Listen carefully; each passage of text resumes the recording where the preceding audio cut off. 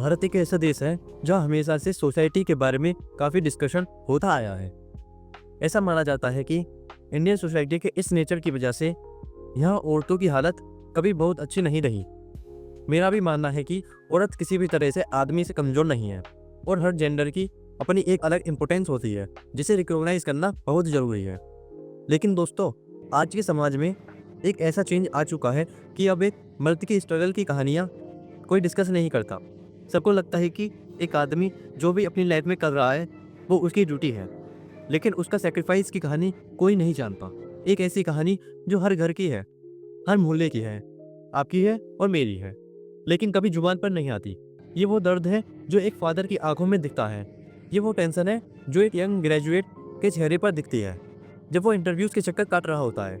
और ये वो हेल्पलेसनेस है जो एक रिटायर्ड पर्सन फील करता है जब उसके बच्चे उसके लिए टाइम नहीं निकाल पाते। बेटा इंजीनियर बनेगा, बेटा आईएएस बनेगा, बेटा फैमिली का नाम रोशन करेगा। ये सिर्फ स्टेटमेंट नहीं है, ये वो एक्सपेक्टेशन है जो एक आदमी के कंधों पर बचपन से रख दिए जाते हैं। सोसाइटी के स्टैंडर्ड, फैमिली की रेस्पॉन्सिबिलिटी और खुद के सपनों के बीच फंसा हुआ एक मर्द साइलेंटली अपनी स्ट्रगल फेस करता है।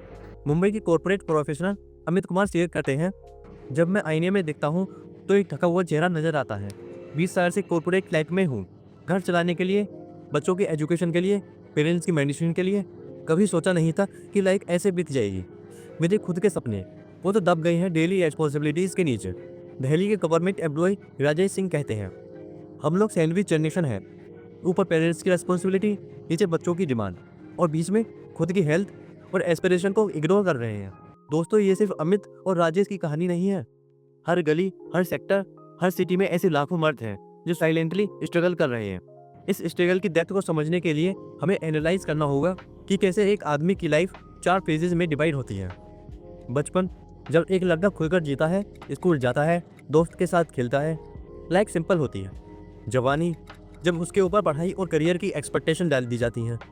फैमिली फेज, जब वो अपनी फैमिली के लिए जी तोड़कर मेहनत करता है और सब कुछ सेक्रीफाइस कर देता है। बुढ़ापा, जब सोसाइटी उसे यूजलेस मानने लगती है। इस पूरे सफ़र में उसकी लाइफ सोसाइटी की एक्सपेक्टेशन से सेफ होती है, उसकी पर्सनल चॉइस सेक्रीफाइस होती है फैमिली की रेस्पॉन्सिबिलिटी के नाम पर। और धीरे धीरे वो एक्सपेक्ट कर लेता है कि उसकी खुशी सेकेंडरी है और प्राइमरी सिर्फ उसकी जिम्मेदारियां हैं।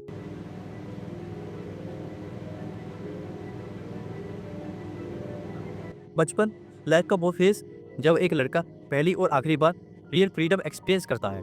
स्कूल जाना, दोस्तों के साथ क्रिकेट खेलना, कार्टून देखना, लाइफ सिंपल होती है। लेकिन आज के मॉडर्न इंडिया में ये इनोसेंट फेस भी धीरे धीरे एक प्रेशर कुकर एनवायरनमेंट में बदला जा रहा है।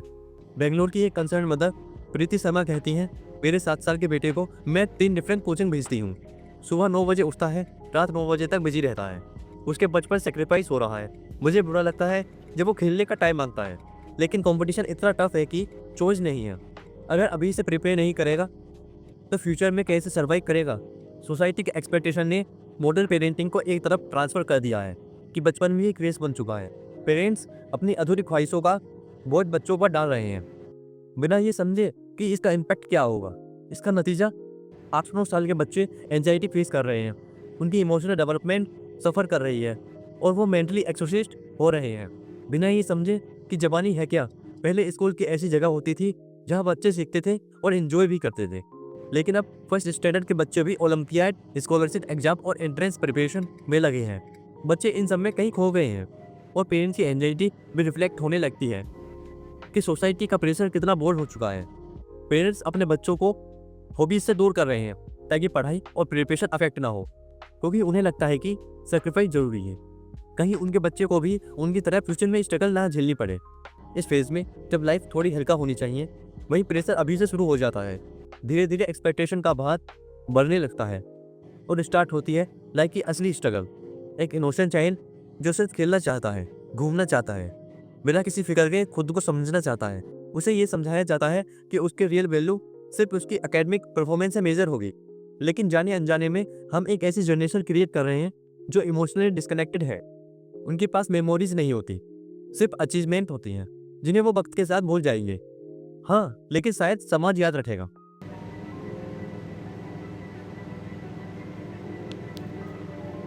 लाइफ के ये फेज शायद सबसे क्रूशल होते हैं। यह एस्पिरेशन शेप लेती है और फ्यूचर की फाउंडेशन सेट होती है। लेकिन एक लड़के के लिए ये फेज एक्चुअली एक कॉन्स्टेंट स्ट्रगल का पीरियड बन जाता है। बेटा IIT निकाल लो, लाइक सेट है। नीट की प्रिपरेशन कर लो, रेस्पेक्ट मिलेगी। इंजीनियरिंग नहीं तो कुछ नहीं। ये सिर्फ स्टेटमेंट नहीं है, ये माइंडसेट है जो हर इंडियन फैमिली में डीपली घुस चुका है। बच्चे नीट जैसे एग्जाम की प्रिपरेशन में ज़िंदगी निकाल देते हैं, कोचिंग सेंटर के चक्कर काटते हैं, रात भर पढ़ते हैं और उनकी सोशल लाइफ जीरो हो जाती है। अगर पास हो गए तो अच्छे कॉलेज मिल जाएगा, घर वाले खुश हो जाएंगे, लेकिन फिर हो जाए तो खुद डिप्रेशन का स्ट्रगल करना होगा। इस कॉन्स्टेंट रेस में कोचिंग का एक ऐसा कल्चर डेवलप हो चुका है जहाँ बच्चों का बचपन मर रहा है। एग्जाम्पल के तौर पर राजस्थान का कोटा, जो इंडिया की कोचिंग कैपिटल कहलाता है। हर गली में सपना बिकते हैं और हर बिल्डिंग में प्रेशर बिल्ड होता है। पेरेंट्स रियलाइज़ नहीं करते कि 14-15 साल के बच्चों को मशीन की तरह ट्रीट किया जा रहा है। सुबह 6 बजे से रात 10 बजे तक सिर्फ study, no break, no entertainment, no life. Society pressure डालती है, पेरेंट्स प्रेशर डालते हैं, हम प्रेशर डालते हैं। इसी वजह से हर साल इतने सुसाइड होते हैं। और ये स्ट्रगल सिर्फ स्टडी तक लिमिट नहीं रहता। जब एक लड़का बड़ा होता है तो उसे ढकेल दिया जाता है गवर्नमेंट जॉब के डल्लर में। 30 की एज तक प्रिपरेशन चालू रहती है, एग्जाम देते रहते हैं। ये साइकिल कभी खत्म नहीं होती। मान लो बिहार का राजेंद्र कुमार की स्टोरी। मैं 10 साल से UPSC की प्रिपरेशन कर रहा हूँ, 3 अटेम्प्ट वेस्ट हो गए हैं।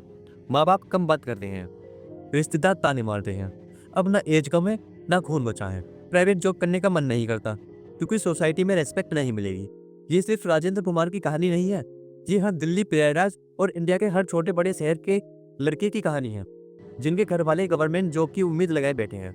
अगर सिलेक्शन हो गया तो भी स्ट्रगल खत्म नहीं होता। शुरू होता है शादी का प्रेशर। शादी की उम्र निकल जाएगी बेटा, पहले सेटल हो जाओ। अब तो जॉब लग गई है, अब शादी कर लो। हर रोज ये बातें सुनने वाले हजारों लड़के हैं। मुंबई के IT प्रोफेसर विक्रम सिंह कहते हैं, ऑफिस में 12 घंटे ड्यूटी, फिर रात को फैमिली कॉल। बेटा शादी कब करोगे? डेटिंग का टाइम नहीं है, सोशल लाइफ नॉन एक्सिस्ट है, मेंटल पीस ना भी कोई चीज़ नहीं है। अगर शादी का मन बना भी लो तो शादी किससे करे? जब करियर बन रहा था तो घर वालों ने बोला सेटल होने से पहले रिलेशनशिप मत बनाओ, पहले फोकस करियर पर रखो। अब क्या करूँ? अरेंज मैरिज करो, डेट करो, रिलेशनशिप में हम। शादी के बाद तो और भी ज़्यादा फाइनेंशियल रेस्पॉन्सिबिलिटीज बढ़ जाती हैं।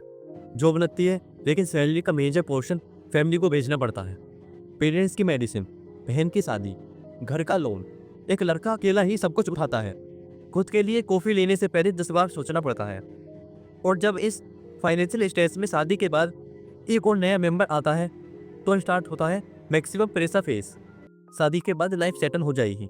ये स्टेटमेंट कितना मिसलीडिंग है ये तब पता चलता है जब रेस्पॉन्सिबिलिटीज डबल हो जाती हैं।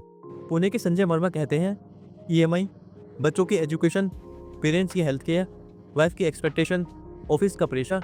कभी सोचा नहीं था लाइफ इतनी कॉम्प्लिकेटेड हो जाएगी। रात को 2 बजे तक ऑफिस का काम करता हूँ, फिर सुबह 7 बजे से वापस ऑफिस। वीकेंड पे बच्चों की ट्यूशन फीस के लिए एक्स्ट्रा फ्रीलांसिंग। खुद के लिए टाइम वो एक लग्जरी बन गया है। एक मिडिल एज इंडियन मैन के ऊपर रेस्पॉन्सिबिलिटीज होती है कि वो सबको खुश रखे, लेकिन उसका अपना प्रेशर था क्या? इस वजह से हेल्थ इशू स्टार्ट होने लगते हैं। 40 की एज के बाद बॉडी जवाब देना स्टार्ट कर देती है, लेकिन रेस्पॉन्सिबिलिटीज रुकती नहीं। High BP, diabetes, anxiety disorders, ये सब कॉमन हो चुका है। रेगुलर एक्सरसाइज का टाइम नहीं है, हेल्थी ईटिंग पॉसिबल नहीं है, स्ट्रेस कॉन्स्टेंट बढ़ रहा है। आखिर एक लड़का कब जीता है अपने लिए? एक आदमी का जीवन, स्ट्रगल्स का एंडलेस साइकिल। अभी वो एज है जब जॉब जाने का फियर सबसे ज़्यादा होता है। एक्सपीरियंस की वैल्यू उतनी नहीं होती, सैलरी एक्सपेक्टेशन हाई होती है लेकिन जॉब सिक्योरिटी लो होती है, and it's a constant fear. अगर जॉब गई तो फैमिली का क्या होगा? इसके साथ बच्चों के एजुकेशन का प्रेशर भी अलग है। बच्चे अब बड़े हो चुके हैं, स्कूल फीस के साथ साथ कोचिंग फीस भी लाखों में होती है। और अगर क्वालिटी एजुकेशन देने का प्लान बनाए तो education loan, multiple coaching classes, foreign education की प्लानिंग। ऐसा लगता है जैसे सैलरी सिर्फ एजुकेशन के लिए ही कमाई जा रही है। पेरेंट्स की हेल्थ केयर की रेस्पॉन्सिबिलिटी। इसके साथ आते हैं पेरेंट्स जो ओल्ड एज में हैं, उनकी हेल्थ का भी ध्यान रखना है, इसलिए सैलरी का एक बड़ा पोर्शन उनके हेल्थ केयर में चला जाता है। इन स्ट्रगल्स के बीच एक आदमी किस तरह बच्चों को बढ़ा लिखाकर सेटल कर देता है। अब लगता है कि रेस्पॉन्सिबिलिटीज़ खत्म हो गई, अब लाइफ एंजॉय करने का टाइम है। लेकिन क्या सच में ऐसा होता है? 60 के ऊपर की एज जब रेस्ट शुरू होना चाहिए तब शुरू होता है एक नया स्ट्रगल। बचपन से लेके पूरी ज़िंदगी तक एक आदमी सिर्फ और सिर्फ रेस्पॉन्सिबिलिटीज़ फुलफिल करता है। जब फाइनली वो फ्री होता है तब इमोशनल वीकनेस उसको सबसे ज़्यादा इफेक्ट करती है। Emotional vacuum in old age. इस उम्र में बच्चे सेटल हो चुके हैं, लेकिन उनका पूरा ध्यान अपनी फैमिली पे होता है। ऐसे में ओल्ड एज लोगों के लिए एक ऐसा वैक्यूम क्रिएट हो जाता है जो फुलफिल करना मुश्किल होता है। माँ से इमोशनल कनेक्शन होता है, बचपन से वही केयर करती आई होती है, इसलिए बच्चे उनसे टाइम स्पेंड कर लेते हैं। लेकिन बाप का क्या, बच्चे बिजी हैं, ग्रैंड किड्स फ़ोन की दुनिया में खो चुके हैं, और सिटीज़ में ओल्ड एज लोग का भी आपस में ज़्यादा इंटरेक्शन नहीं होता। आखिर एक बूढ़े आदमी के पास बचता क्या है, सिर्फ उसका लाइफ पार्टनर। लेकिन कभी कभी वाइफ की पहले डेथ हो जाती है और फिर सिचुएशन और भी वर्स हो जाती है। Health problems and financial dependency, ऐसी सिचुएशन में हेल्थ भी धीरे धीरे डाउन होने लगती है, क्योंकि प्रॉपरली देखभाल करने वाला कोई नहीं होता। और फाइनेंशियल डिपेंडेंसी भी एक मेजर इशू बन जाती है। पेंशन सिर्फ मेडिसिन के लिए काफ़ी होती है, बाकी खर्चे पूरा करना मुश्किल होता है। कभी कभी तो खुद के बच्चे भी मुंह मोड़ देते हैं। जिस फैमिली को एक आदमी पूरे जीवन लीड करता है, वही फैमिली ओल्ड एज में उसकी वैल्यू रिड्यूस कर देती है। आखिरी में जब जीवन का अंत होता है तो सब कुछ पंचतत्व में मिल जाता है, और तब जाके एक आदमी के स्ट्रगल्स का एंड होता है।